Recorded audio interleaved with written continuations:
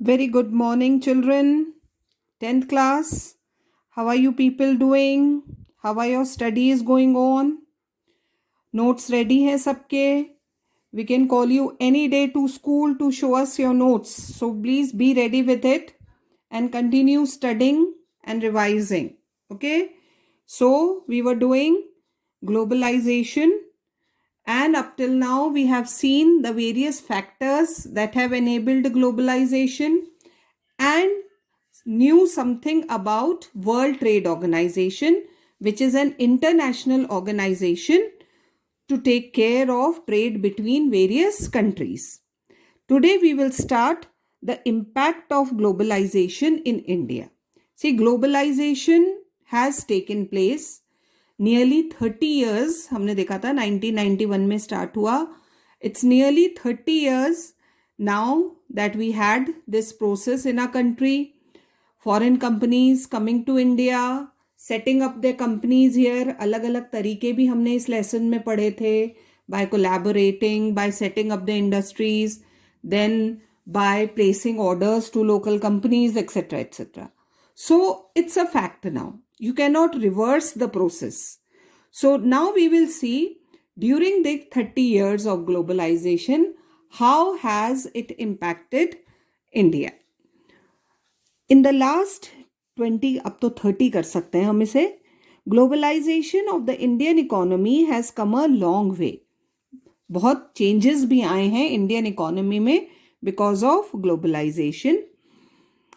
What has been its effect on the lives of people? Let us look at some of the evidence. अब हम देखते हैं क्या change आया है because of globalization. सबसे पहले globalization and greater competition among producers, both local and foreign producers. ये तो हमने देखा ही है. Because of globalization, competition is going on between the producers, the local producers, and they have to compete with foreign producers. वो Chinese toys का example हमने पढ़ा था. तो because of this competition, it has been of advantage to consumers. अच्छा, अब एक बात ध्यान रखो बच्चों. When we are reading this impact, हम 4 points में इसको समझेंगे. सबसे पहले इम्पैक्ट ऑन कंज्यूमर्स. कंज्यूमर्स पर इसका क्या इम्पैक्ट हुआ है ये हम समझेंगे. Then we will study big companies. Globalization का इंडिया की जो बिग कंपनीज थी उन पर क्या इन्फ्लुएंस या इम्पैक्ट हुआ है. Then we will read about small companies. दोनों की कंडीशन में बहुत डिफरेंस है. So how are big companies affected and how are small scale industry, small companies affected? And last but not the least, the most important part, the workers, the labor class who are working in these companies. उनकी life में क्या change आया है या globalisation ने उनकी life पर क्या असर डाला है. ठीक है, तो 4 पार्ट्स में समझेंगे हम impact. The first is consumers, then the big companies, then the small companies, and most important the workers. तो first the consumers. Consumers के लिए क्या रहा है? It has been of advantage to consumers.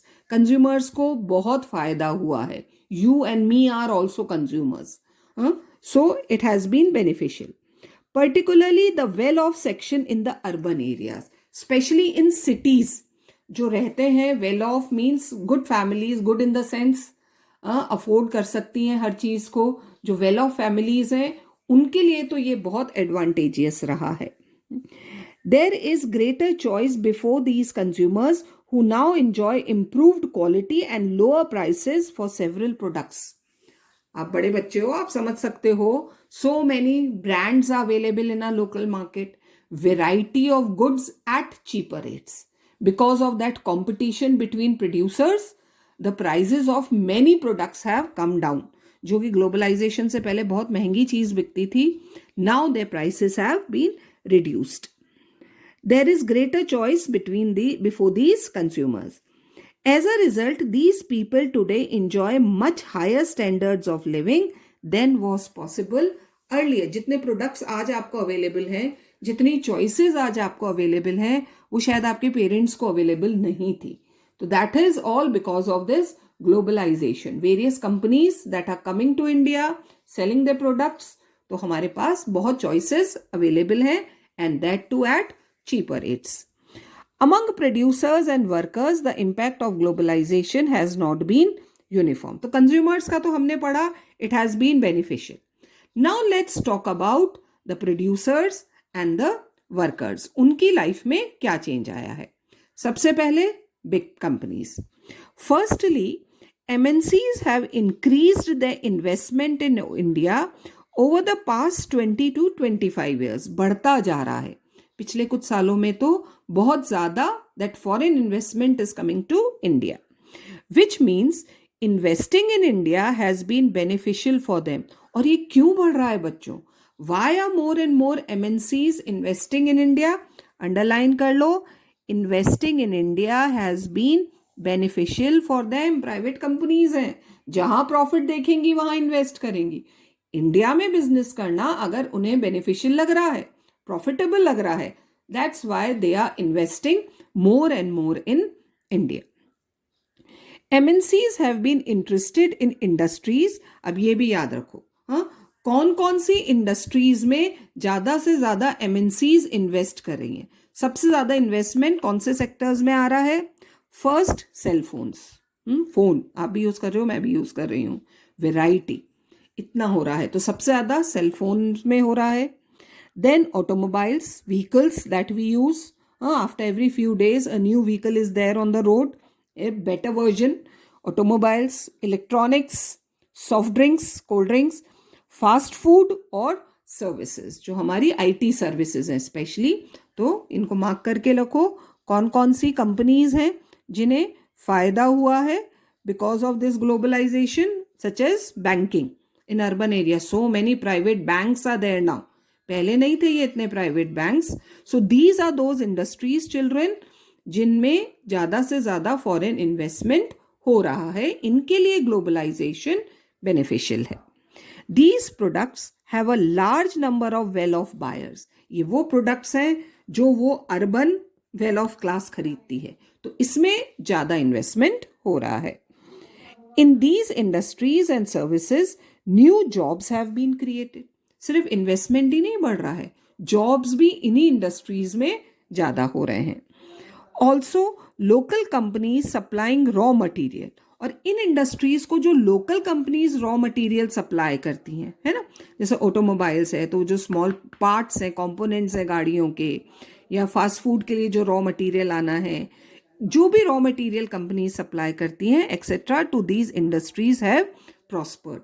तो उन्हें भी बहुत ज्यादा फायदा हुआ है. तो these are those industries, those companies जिनके लिए ग्लोबलाइजेशन बहुत प्रॉफिटेबल रहा है. Secondly, several of the top Indian companies जो ग्लोबलाइजेशन से पहले इंडिया में they were functioning only in India, producing products and selling their products in India. वो जो कुछ टॉप इंडियन कंपनीज हैं, they have been able to benefit from the increased competition and better technology is available to them. So उन्हें बहुत फायदा हुआ है. लेकिन सिर्फ किसको बच्चों? टॉप इंडियन कंपनीज को. they have been getting profits from this. they have invested in newer technology. अब उन्हें बहुत easily available हो गई है. टेक्नोलॉजी पहले भी आ रही थी, लेकिन अब they are free to buy it from anywhere. तो they are getting that new technology and production methods and raised their production standards. Now they are being able to produce better products. वो products with which they can compete in international market. तो हमारी जो top Indian companies हैं, उनको फायदा हुआ है. Some have gained from successful collaborations. और कुछ को कैसे फायदा हुआ है? When MNCs came to India, they collaborated with these companies. इनका इंफ्रास्ट्रक्चर, वो फोर्ड मोटर्स का example, General Motors coming to India, और किसके साथ कोलैबोरेट किया इंडिया में? महिंद्रा एंड महिंद्रा के साथ. तो इससे इन कोलैबोरेशन से इन्हें फायदा हुआ है with foreign companies. Moreover, globalization has enabled some large Indian companies to emerge as multinational themselves. बहुत इंपॉर्टेंट चीज समझनी है बच्चों. मल्टीनेशनल एमएनसी इंडिया में एमएनसी होने का मतलब ये नहीं है कि हमेशा वो फॉरेन कंपनी हो। अगर बाहर से कंपनीज आकर इंडिया में अपने प्लांट सेट कर रही हैं, यहां प्रोडक्शन कर रही हैं, तो ग्लोबलाइजेशन ने इंडियन कंपनीज को भी तो बाहर जाने का मौका दिया है। It's not one way traffic, हाँ, टू वे है। If foreign companies are coming to India, then Indian companies are also going out. उन्हें जहां पर बेटर प्रोडक्शन मिल रहा है, अपने प्रोडक्ट सेल करना चाह रही हैं, वहां जाकर उन्होंने भी अपने प्लांट्स लगाए हैं, वहां जाकर बाहर जाकर वो भी काम कर रही हैं। तो बाहर वो क्या कहलाएंगी? Multinational corporations. तो many of our industries they have become multinational corporations. देखो अब यहाँ एक नाम दे रखे हैं along with the products that they are producing, तो इन्हें ऐसे ही याद करना बच्चों। कौन कौन से हैं?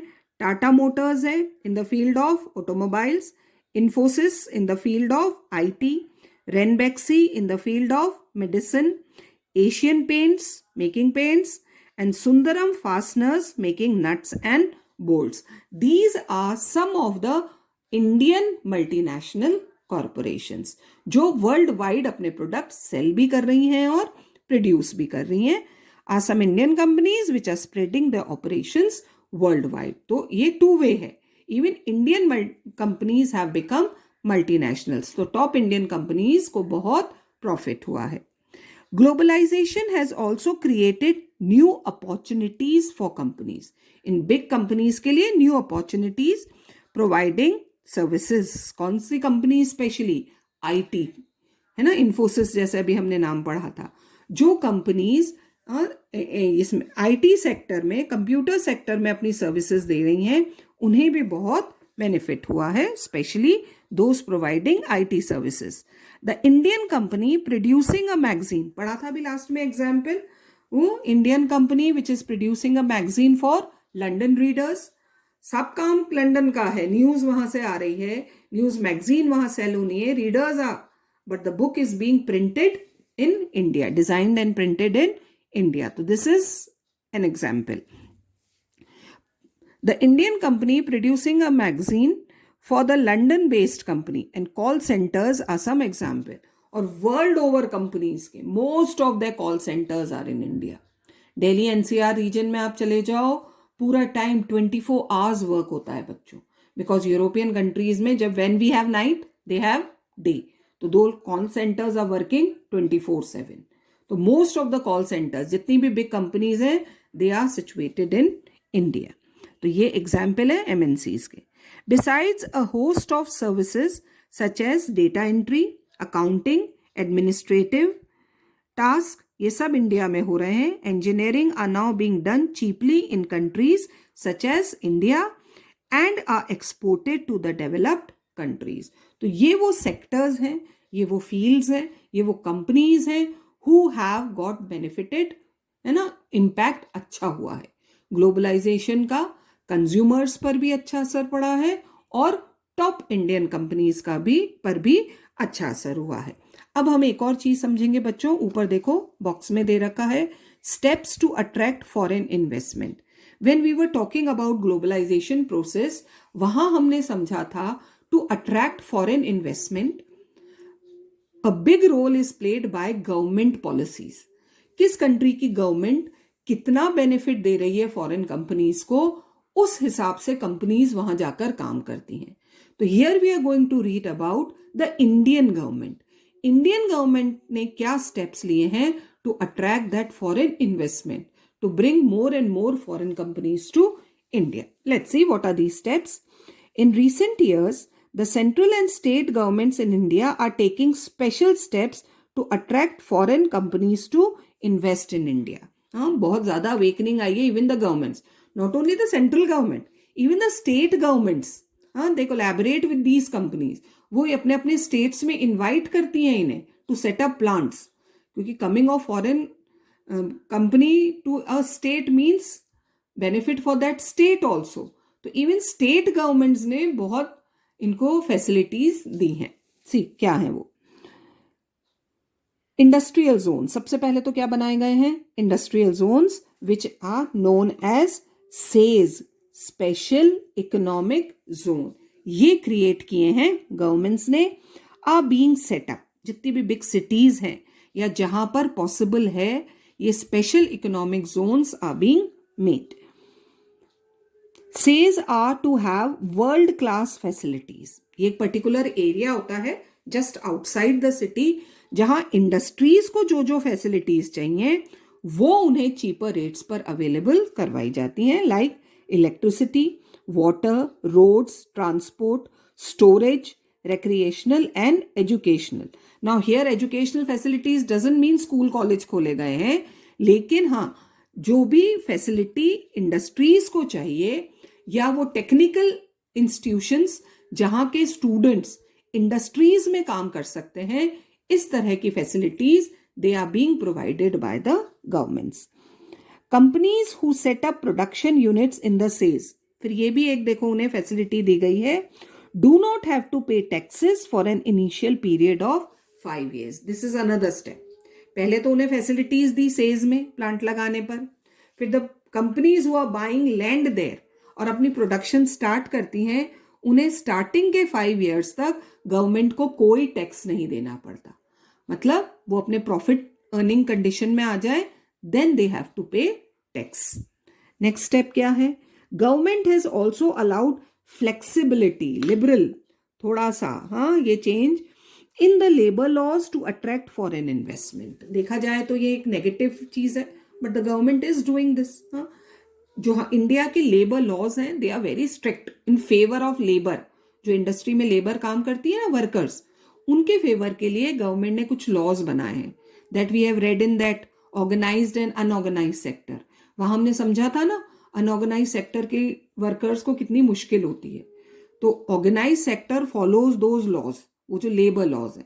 But now what government is doing to attract foreign investment, वो इन लेबर लॉज में भी थोड़ी सी फ्लेक्सिबिलिटी दे रही है. You have seen an earlier chapter that the companies in the organized sector are to obey certain rules that aim to protect the workers. है ना, वो organized sector वाले workers right को protect करते हैं. In the recent years, the government has allowed companies to ignore many of these. देखा जाए तो ये on the part of government it's a wrong thing. लेकिन फॉरेन इन्वेस्टमेंट अट्रैक्ट करने के लिए गवर्नमेंट यहां तक अलाउ कर रही है कि आप चाहो तो थोड़े बहुत लेबर लॉस को फ्लेक्सिबली यूज कर सकते हो. कैसे हो रहा है देखो. ऑर्गेनाइज सेक्टर क्या था? Job security. हमने पढ़ा था ना, ऑर्गेनाइज सेक्टर का एक बहुत इंपॉर्टेंट पार्ट क्या है? Job security. But now what these companies are doing, instead of hiring workers on a regular basis, companies hire workers flexibly for short period. जब उन्हें वर्कर्स की जरूरत है तब वो वर्कर्स को रखते हैं, जब उनकी नीड पूरी हो जाती है वर्कर्स को निकाल देते हैं. तो दिस इज है ना losing of that job security. ये एक फ्लेक्सिबिलिटी अलाउ करी है.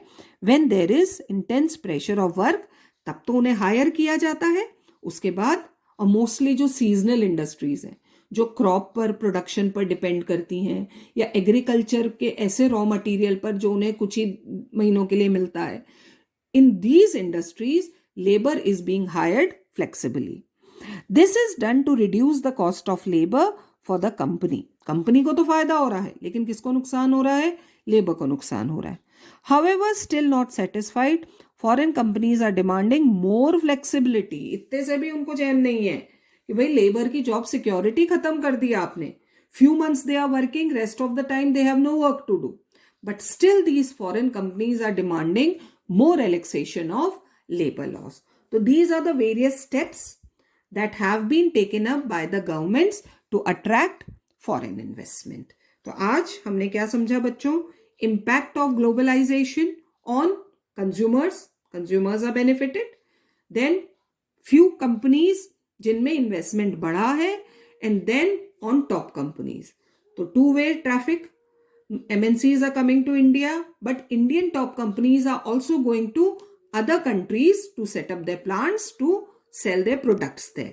तो इन दोनों को फायदा हुआ है.